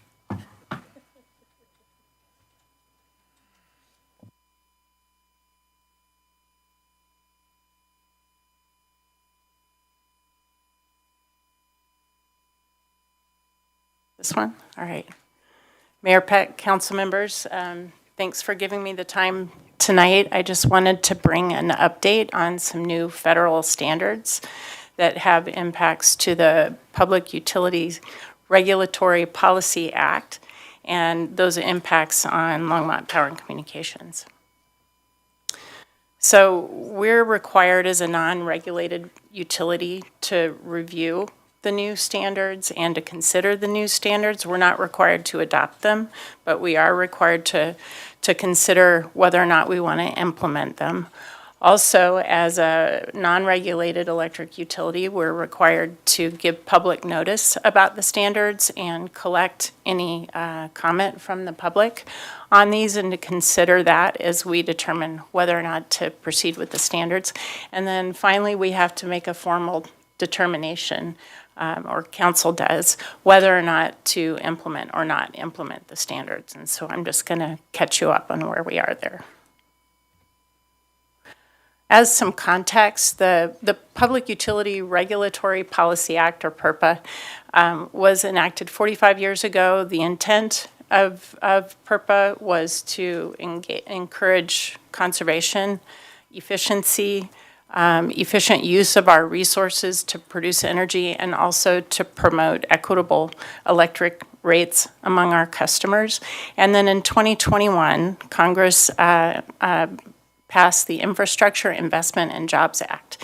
And part of that amends PURPA with new federal standards that apply to retail electric utilities. And while most of the language in these standards really is directed at investor-owned utilities like Xcel Energy or Black Hills, LPC meets the revenue threshold for non-regulated utilities that need to consider these standards. And so that's what we've spent the past year doing. And then we have to make that written determination whether or not we're going to implement. So the full language of the standards is in your packet, but the simple variety is here. There are two standards that we have to consider. as a non-regulated utility. The Standard 20 is related to demand and flexibility practices to promote those practices. And also there's a rate recovery component to this standard. Standard 21 is about electric vehicle infrastructure and in promoting and encouraging this in our community. There's also a rate component that's part of that standard as well. And so I just wanted to share with you our staff findings that we believe that we're already implementing these standards and will continue to implement the standards, but I wanted to give you that summary tonight. For Standard 20, we've been working on energy efficiency and demand reduction for more than 10 years. We do this primarily through Efficiency Works, which is our customer engagement program that encourages our customers to install efficient equipment and to operate their buildings more efficiently, both on the residential and the commercial side. We also have a large commercial rate that encourages our biggest industrial customers to reduce their demand when we have our peak periods. That rate is linked directly to the rate that we pay to Platte River for those coincident peak periods. And we believe that it does encourage those customers to reduce their demand during those times. A recent companion to that rate is a notification that we're collaborating with Fort Collins Utilities on, where we're able to get a notification on predicted or forecasted coincident peak periods, and we share that with our large industrial customers if they've shown interest, and then they're able to use that to voluntarily reduce their load during those times.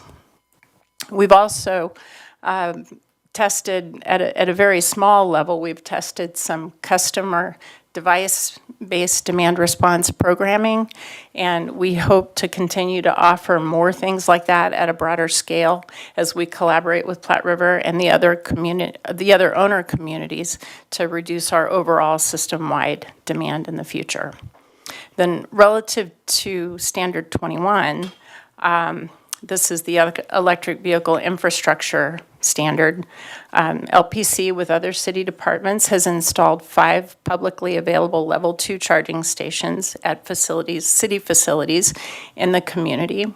LPC offers electric vehicle charging rebates for residential and multifamily level 2 chargers. Efficiency Works offers rebates for infrastructure for commercial customers to install publicly available chargers. And we're also working on understanding the impacts to EV charging on our grid and how we can optimize and accommodate what we anticipate to be much greater adoption over time. And then finally, the city has been really involved in regional EV planning. And what we're primarily looking at is promoting charging infrastructure in areas where we really don't have good access right now. And we've partnered with Boulder County and some of the other regional jurisdictions on some grant applications. We don't have the results of those back yet, but we hope that that will help us to promote some of that infrastructure in our community. So as far as the cost recovery components of the standards, we're a cost of service utility. We look at our rates every year, and that includes looking at the rates that we pay to Platte River for our energy. It includes the costs that we incur to maintain and to update our distribution grid, as well as to apply new technologies to make our grid smarter and optimized. It also includes our customer programming costs. So we're looking at these all the time, and we're balancing those costs against our kind of core services, our core principles of safety, reliability, environmental sustainability, and cost-effective electric service. And so we believe as a cost of service utility that we have rate-making authority, and we can meet the intent and accommodate the impact of these standards. I did want to let you know that as part of the requirement, we need to be sure and provide an opportunity for public engagement. So we notified City Council in November of last year about these standards. We've since that time engaged in our consideration, and we've also provided notification on the website and through the Times Call so that folks could come and provide public comment tonight during this hearing process. We also gave them the opportunity to provide written comment. To date, we haven't received any comment, but there may be someone that wants to speak yet tonight, and we'll consider that. And the action that we're asking for tonight is one of these two things, either to adopt the resolution that's in your packet that demonstrates that LPC is and will continue to implement these standards, or to provide some different direction for staff. And I'm happy to answer any questions you might have about the standards. Any questions from council?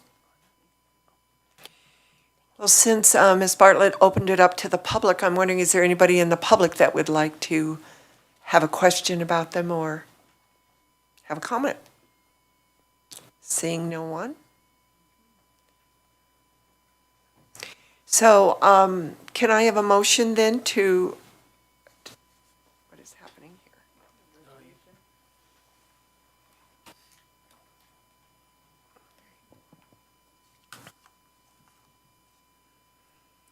So can I have a comment for the water and wastewater system development? No, I'm sorry, I'm. I'll move resolution 2023. Thank you, that's what I wanted. All right. All those in favor say aye. All those opposed? That passes 6-0 with Councilor McCoy absent. Thank you, Council. We're on to general business, but before we go here, can we take a 5-minute break? Thank you.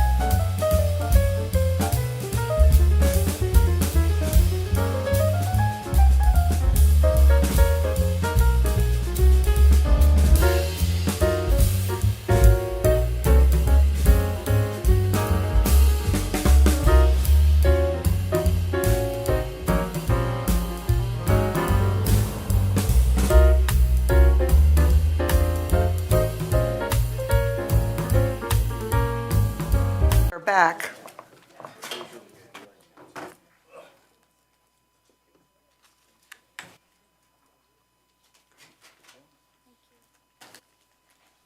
We're going to invite Raven Martin to the podium to talk about water and wastewater system development fees.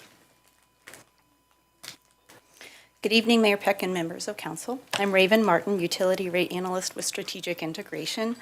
Tonight, I will be proposing 2 ordinances for council to select among related to water and wastewater system development fees. And we do realize that this is an unusual process for bringing ordinances. However, these ordinances were related, or they are related to the fee waiver program initiated by Affordable and Attainable Housing presented earlier. First, I will provide a brief overview of the current status of the ordinance proposals, and then review the 2 ordinances we are bringing to council, and allow for time for questions or discussion. So in November of 2022, we presented an analysis of the system development fees for water and wastewater, which changed the fee calculation methodology to a per bedroom basis. And at that time, council directed staff to prepare ordinances to make this change. However, staff was also directed to pause bringing ordinances while the fee waiver program was being developed. And staff delayed bringing forward these updated fee ordinances to allow for continued discussion about the potential avenues to reduce costs for affordable and attainable housing units. A fee waiver program has now been presented in support of council's affordable and attainable housing goals. So in order to allow for developers to focus on the incentives associated with the Attainable Housing Fee Waiver Program and allow staff to monitor the impact of the fee waiver program for both water and wastewater, staff is now recommending retaining the current fee calculation methodology and updating the fee based on the current system value. Retaining the existing structure will allow developers to focus on these incentives and allow the staff to monitor the impact of the fee waiver program. Staff has prepared ordinances for both fee calculations, and council may choose to pass either on the first set of reading. For both water and wastewater system development fees, staff has prepared the following ordinances. Option 1 is change the fee calculation methodology to the per bedroom basis for residential water and wastewater system development fees, as well as update the fee amounts for non-residential fees. Or option 2, which maintains the existing structure, but updates the fee amounts for all water and wastewater system development fees. Additionally, option 3 would be to provide other direction to staff. That concludes my presentation. Thank you, Raven. Do councilors have questions for Raven? Or comments on these fees? Seeing none, can I get a motion on 2023-65? It's a bill for an ordinance amending Chapter 14, Section 14.04.160 on water system development fees. I'll move ordinance 2023-65. It's been moved by Mayor Pro Tem Rodriguez, seconded by Councilor Waters. I don't know what's going on down there.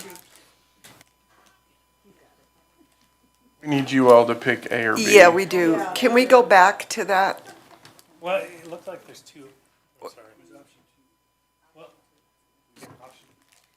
there was 2 ordinances as well. Yeah, Right. there was, okay, sorry, Councilmember Rodriguez. There was 2 ordinances that were proposed, but you select among the 2 of them. Option 1 is to move forward with the per bedroom basis. However, the other one is the one that staff is recommending, which is retaining the current methodology for fee calculation and only updating the cost related to the current system value. I'm still unclear because Right. And I can go back, but 65 was for water system development fees, and ordinance 66 was for wastewater. So that's why Mayor Peck and Mayor Pro Tem Rodriguez, for 65, there's a 65A and a 65B. And then for 66, similarly, 66A, 66B. I move that we stick with the current system. So option 2. Option 2.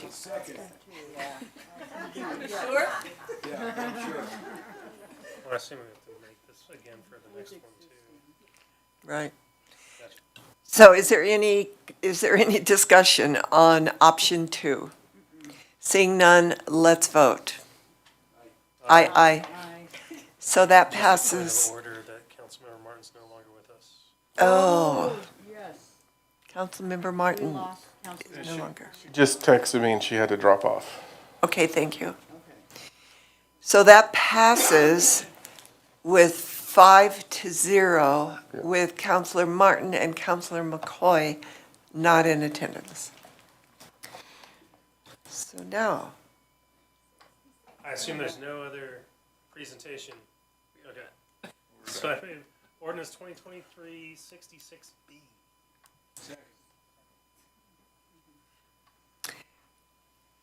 is there any comment on, this was, here's my confusion. Did we did not pass 2023-65?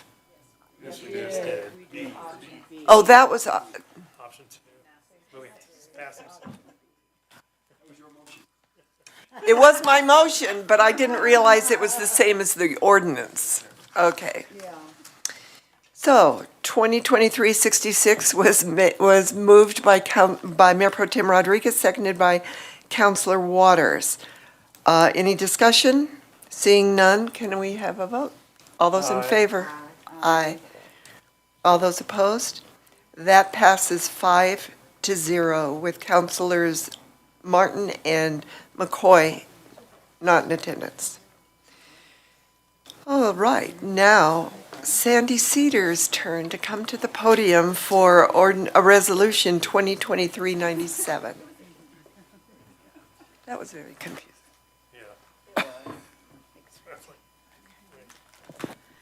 Thank you, Mayor Peck, members of council, Sandy Cedar, Assistant City Manager, and I am here with an intergovernmental agreement for your consideration on the minimum wage discussions that we have been having over the last few months in the county. With me is Francie Jaffe. She is helping me on the economic side of this platform. There are two. The group from the Consortium of Cities has broken into two different groups. One that is working on the outreach and the public involvement side of this project, and the other group that's working on this economic analysis. So just so that you have some reference. So you may remember earlier in 2023, the Boulder County Consortium of Cities came to the City Council and asked if you would like to participate with the other communities in taking a look at what data is needed to make a decision about whether you raise the local minimum wage in Longmont. At the end of this process, you're welcome to raise the minimum wage, not raise the minimum wage, and take a look at it for future years. But at this stage of the game, we are trying to bring together the data that you asked us for back a few months ago. So you may remember that you asked us for information about what businesses thought about the minimum wage increases, how it was going to affect employers and families and all kinds of different pieces. That's really the public engagement part. You also asked what the economic impact would be. So the cities have gotten together from the economic impact team and have put out a request for information from firms that would be a third-party group that would come in and do that economic analysis. So they received that information back, and the estimated cost is about $125,000 for that third-party economic analysis. So the cities got together and determined a methodology to split that money, and they decided to do it based on general fund revenue, I think, just general fund budget, yeah. So that's why there are different amounts for each city in the IGA.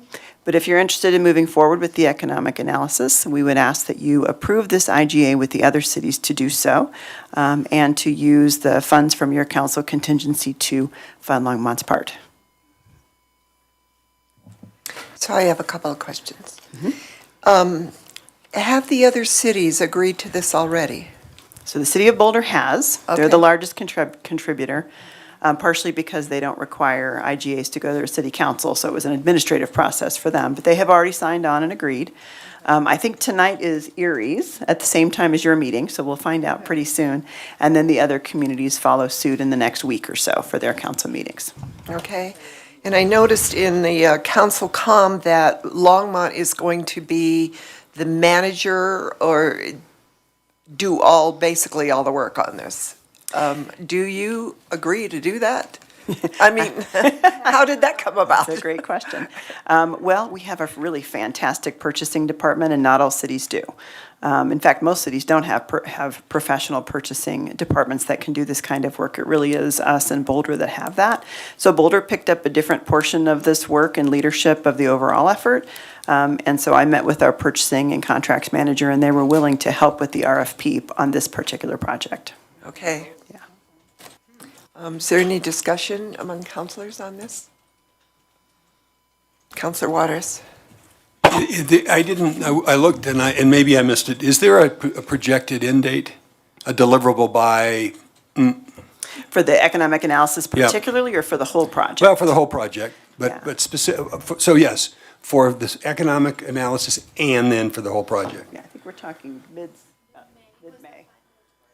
Yeah, so I believe we're trying to get the economic analysis by mid-May, and we'll pair that with all of the community involvement that'll be done between January and May to be able to bring back information to the council in June and July for consideration, because if you did decide to increase the minimum wage, we would want some time to be able to inform businesses of what that's going to look like prior to a January implementation date. Yeah, I think if it gets much later than mid-May, it's going to be trouble. So I would encourage, I'm going to support this. I would encourage there to be a really, not a hard stop, but a really push to get it done no later than mid-May. Yeah, thanks. So, am I looking at this correctly, that we need 2 votes? Really, does accepting or voting for the resolution also include the council contingency that we agree to that as well? Or does that need to be 2 votes? I believe it can be 1 vote because you kind of need one without the other, but I'm looking at Eugene. Yes, so you could say if you wanted to approve the IGA and use council contingency to fund that, you could make that as 1 motion. Okay. Can I have a motion? I'll move resolution 2023-97 that would include pulling 32,000 from our council contingency. Okay, just to be clear. Not general fund. 32,899. That's just how the percentage worked out. The screen went, I got the pop-up. So- Thank you. Okay. Councilor Hidalgo Faring moved that resolution, and Councilor Yarbrough seconded. Let's vote. All those in favor? Aye. Aye. All those opposed? So that passes 5-0 with Councilors Martin and McCoy absent. Thank you very much, Mayor. I believe the next time you'll see us, we'll have some data for you to be able to consider. Whoopee. Thank you. So we're now at final call, public invited to be heard. Is there anybody in the public that would like to address council? Seeing no one, I will close final call, public invited to be heard. Mayor and council comments. Are there any comments from councilors that you would like to? Councilor Waters. Thanks, Mayor Peck. We heard a comment this evening, that we read over and over and over again during the election season, and that is, how could the city council act to raise people's taxes, and references to our ballot questions, and without, in my opinion, without adequate response in public spaces, not from us, because it was hard for us to do, and we were, one more comment, how many times I read, why aren't we listening to the public? Now, obviously, we were disappointed with I was disappointed with the outcome. But to think that we didn't listen to the public is simply misinformation. It's not true. The only reason those got on the ballot is that we listened to the public. And we had members of the public come, not just to present, but lobby this council to put these on the ballot. We did 2 rounds of polling, and there were just under 60% support across the community for all 3 of the questions and the combinations that went on the ballot. So with respect to the concerns, I understand it went down, and with that thought in mind, I do hope, I'm not going to be here for it, but I hope I get a chance to watch the staff and the council along with the proponents from the community who were so passionate about this, engage in some kind of an after-action review to answer the questions, what happened in this, what is there to learn, and how do we apply what we learn to get better next time out? A little different than a post-mortem, a little different than a debrief that is looking for all the flaws. This is this is not blaming or shaming. This is getting clear on what we should have learned. Had we done this in 2019, maybe we would have had a different experience in 2023. But we didn't, and I hope that happens. I think we owe it to the public. I think we owe it to the proponents in particular to spend time, whatever time that is, to answer those three questions, codify the answers, and then pull them back out the next time these things come around and the council's considering ballot questions. Thanks. Thank you, Councilor Waters. I was also going to mention something about that because it was frustrating when you tried to explain that this council is not taxing you. We're asking you, do you want to tax yourself for the things that you've asked us to do in this city? So that was very frustrating that it came back that we are raising your taxes. We never raise your taxes. We can't. We can't. That's illegal. We ask you if you want your taxes to be raised. But the other thing that I thought was kind of ironic were the emails that I got after telling us there's nothing in the city for kids to do. And I thought, I don't know what else to say. We're giving you the opportunity to think of the future, to get things for your kids to do, and not just kids, all of us. All of us. So, yes, we definitely need to do a debrief and see where we all went wrong. But I do think that we did try to have explanations. I know I was talking about it all the time, explaining. The other thing is that we had the IRP for Platte River Power Authority. I wish it was a party, but it wasn't. The IRP was the Integrated Resource Plan. And I was very disappointed. You all know how many emails we got about don't pass this, don't pass this. There must have been over 100. Most of the people in that room were staff, either from the city or from Platte River Power Authority. I thought it would be packed. So I was very disappointed that this is a huge thing that we are doing in our power, in our utility. It is as big as the Industrial Revolution. It is so, I can't even explain it. It's so huge. It's so breaking barriers, and they're doing such a good job. That I want more participation from the public. I want the public asking questions, understanding what's happening, going to 100% renewable, and we just don't get the participation. So that was very frustrating after all the emails telling us what we shouldn't do, but not coming to hear what we are doing and how this is going to work. So I just had to get that. I had to vent. Thank you. City manager's remarks. No comments, Mayor, Council. City attorney, No comments, Mayor? can I have a motion to adjourn? Second. Thank you. All those in favor, say aye. Aye. And that passes. Okay. So that passes 5-0 with Councilors Martin and McCoy absent. We are adjourned.